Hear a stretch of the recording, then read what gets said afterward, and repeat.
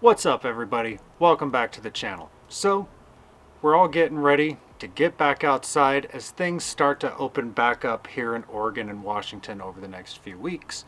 And I've been going through my stuff trying to make a lightweight pack that I can take out on a day trip to do some prospecting and not take everything back there. I don't want to carry a heavy mallet. I don't want to carry, spikes and stuff to hammer into the rocks. That'll be for when I go back.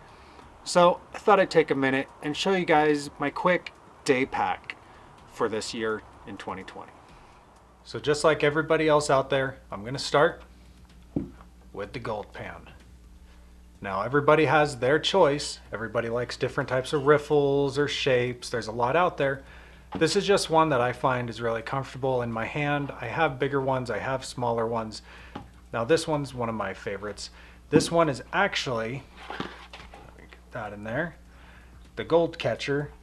This one's a pretty good pan. I got it from my grandfather. This is what I'm going to be using. I'm going to be using a plethora of classifiers. Now this is an 1/8 inch, so I use this a lot for material that I'm going to be running through my gold cube, or in a place where I know that I'm going to be mainly running for fine gold. You all know what that is. I shouldn't have to explain it. I've used a lot of tools, but I absolutely love a rock hammer. I've had one since I was a child, and it's great for breaking up that gravel and getting it into the pan. But when you can't use the rock hammer and you find that crevice down below, this is an awesome tool. I picked this up down in Southern Oregon, and I've been really happy with it. But if I can't get it in there too deep, I can always get that crevice to open up some with this nice little pry bar. Very, very, very handy. Once I've got all that material freed, I'm going to be using my scoop. I've got lots of scoops. This one's one of my favorites. If I have to, I can use a trowel and some other cement tools to really clean up the bedrock. But this is one of my favorites. Now when I'm down to the bottom of the pan and I'm looking at some of the gold that I found, a jeweler's loupe is worth so much. I love having my jeweler's loupe. I'm really mad if I ever forget this tool. And then once I know that there's gold, I'm going to just suck it up and put it in my snuffer bottle. But that's just my short kit. I've also got my A52 sluice that has Dream Mat in it. I've also got my metal detector, my White's MXT. Those I'm going to be utilizing a lot as well, but I'm not including them on. Next, I've got this baby. This is my new Smith & Wesson 40 caliber pistol.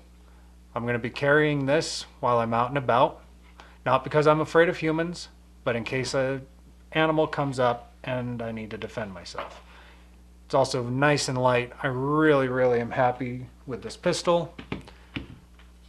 It came with a second clip, and I went and picked up a really nice sheath for it that actually holds my second clip right in the front, just like that. I've been taking it out and doing a lot of shooting, and I'm pretty happy with this pistol. I would recommend this for a lot of people for its weight and easy cleaning. So if you haven't looked up Smith & Wesson's 40 caliber, look that up. Now one thing when I'm out and about in the forest is I get hungry. And I love these little camp stoves here. This one is by MSR. This is the Pocket Rocket, and it is amazing with how fast this will actually boil your water so that you can heat up a backpacker meal. Now a lot of people, they argue whether backpacker meals are good or not. I really like backpacker meals. Some aren't as good as others, but you find the ones that you like and you take those along. On that note, always have a big spoon. That way you can get down to the very bottom of the backpacker meal. It's just nice to have. Also, carry a knife. I have my razor blade knife, but this is a knife that I really enjoy carrying. Wood handle Opinel from France. I've just had this for a long time and it's really comfortable in my hand.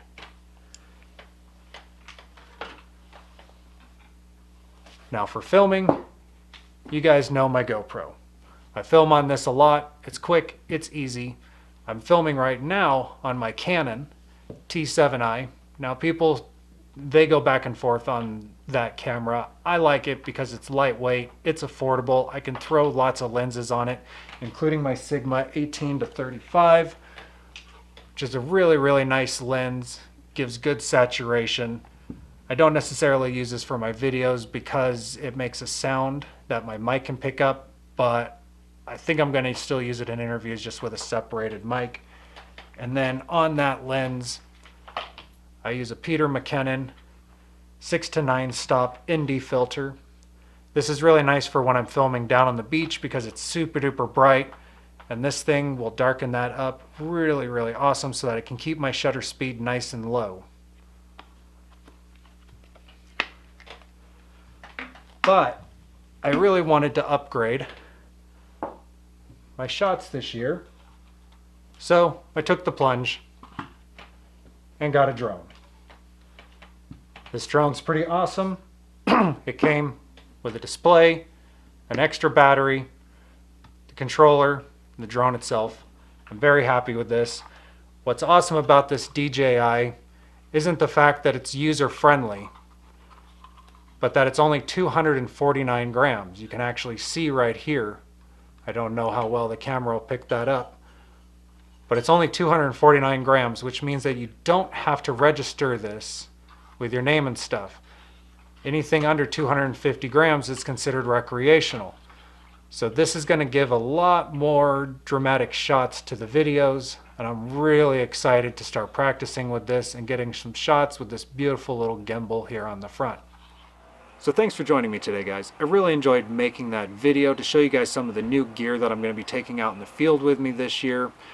I really enjoyed making this video because I've been wanting to experiment with top-down shots, and I made my own stand so I could do it because I didn't want to dump $300 into a new stand. But in this I learned a lot. So in the future you might see some more of these top-down shots from me. Cape Disappointment, disappointingly, is not open right now, so I haven't been able to make it down there to get some beach gold. But it's supposed to open in the next few weeks, they're saying, so hopefully we'll get some gold down there.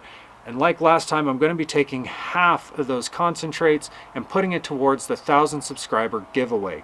So if you liked this video, give it a thumbs up, subscribe down below, and when we hit 1,000 subscribers, I'm going to be picking one comment from the video that we make at 1,000 subscribers, and one of you guys will win that gold.